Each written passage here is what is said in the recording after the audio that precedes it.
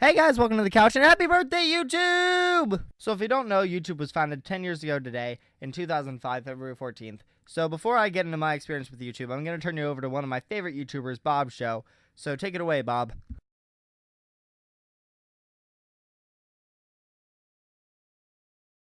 YouTube has been something of a mixed bag for me. On the one hand, I have this new outlet through which I can express myself creatively.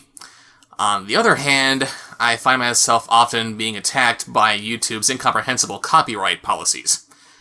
I mean, apparently it's wrong for me to use the song Maniac by Flashdance in my review for The Little Panda Fighter, but it's perfectly fine for someone else to use it on YouTube, and they're allowed to monetize it. So, what kind of sense does that make?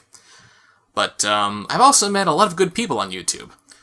Some of my fellow reviewers, like, Fedora, Christian Wolf, Ralph Bear, a couple others.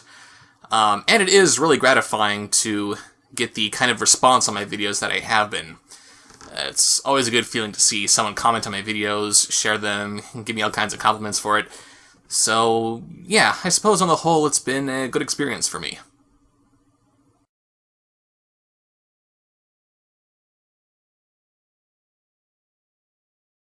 I actually first got into YouTube by following BatmanFanFilms.com.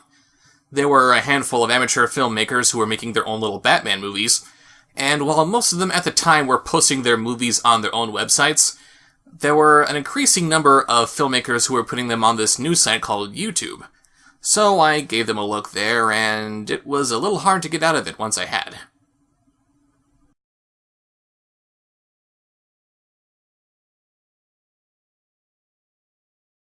I am currently subscribed to so many people that I would have no idea where to start. There are the reviewers that I mentioned before, and I do recommend that you check them out. But if you have some time to spare, I would also suggest that you check out these people.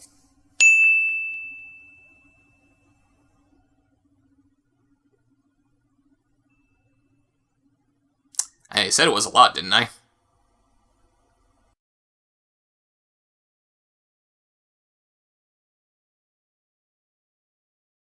My very first YouTube video was actually this crappy little vid that I made showing off this new Phantom of the Opera costume that I got.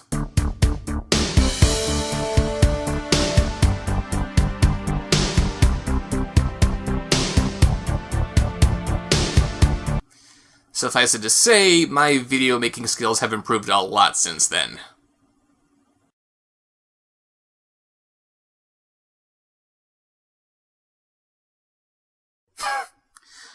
I am not the guy to ask, how do you think YouTube is shaping the future? I mean, who could have foreseen the popularity of this thing?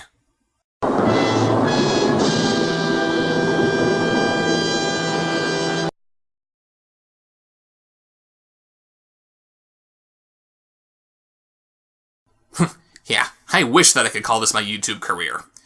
There are people out there who can make millions of dollars at a time through their YouTubing exploits, but right now all I can do is just call this a hobby. But hey, any of you out there want to change that? Subscribe to me at youtube.com/Bobsheaux and share my videos with as many friends and loved ones as possible. See you later! Thank you so much for doing that. I'll leave a link to his channel below. Now it's my turn. I was only in 3rd grade when YouTube first came out. I heard things about it, and I heard Pokemon videos, which were probably the Smosh ones, but I found it on accident. I was looking up things about Power Rangers, and I wanted to find a good Power Ranger costume because I was a big Power Rangers kid. But I found this video from the Turbo Power Rangers movie, and it was on YouTube. And then the ones I remember more were the Clay World ones, which were really funny, and then I also remember watching the Nigahiga ones, like the Shamwoohoo. I'm subscribed to a lot of movie reviewers right now. I'm subscribed to, as I mentioned, Bobsheaux, Nostalgia Critic, AMC Movie Talk, Jeremy Johns, Schmoes No, Chris Stuckman, Belated Media, The Unusual Suspect, YMS, and those are most of them. If I've left them out, I'm really sorry. But yeah, you should check them all out, and yeah. The reason I started YouTube was because I was having a bit of an identity crisis last summer. And I thought, I love talking about movies, but I couldn't really talk about movies with the people I was with because they weren't the biggest movie buffs. And I still have that problem, but now I'm on the interwebs, which I'll get to later. But I started off with the Dawn of the Planet of the Apes review, and then I took a bit of a hiatus period because I mentioned in my updates video, It was like, I want to have a social life, but then I got kicked in the face by high school. But yeah, I'm trying to get back into things, and I'm just trying to build up my channel, and it's been really fun. YouTube is important for a couple of reasons. The first I want to touch on is the fact that it makes the world with Wi-Fi smaller. And there are people I've met online, and under safe circumstances, of course, that I thought I would have never met otherwise. Like some of the YouTubers I'm friends with on Facebook, and that blows my mind today. And it's really cool just to be a part of like fan groups like Geeks and Gamers, AMC Movie Talk, Schmoville, where you can just kind of like talk about movies and things that aren't significant in the like grand picture, but they're also so significant because we're storytellers. And that's just great that you can meet people that are based on interest opposed to like just what your geographic location and which high school is based on. Second of all, it blurs the line between creator and consumer to the point where it's basically the same, where it's synonymous.